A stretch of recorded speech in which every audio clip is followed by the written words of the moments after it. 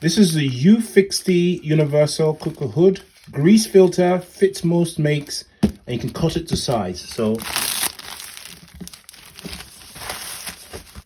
yeah, it's a big, wide, will fit most hoods. So this is a hood plate, as you can see the size there. This is more than good enough. I'm just gonna cut that in half and save the other half for another change, right?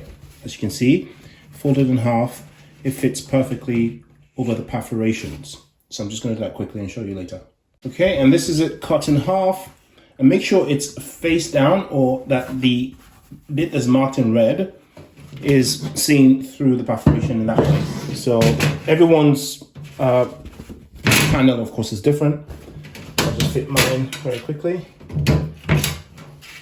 like so.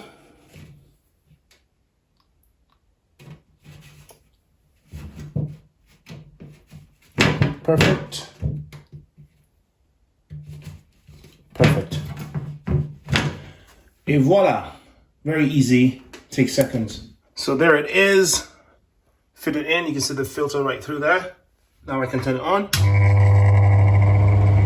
Ta-da!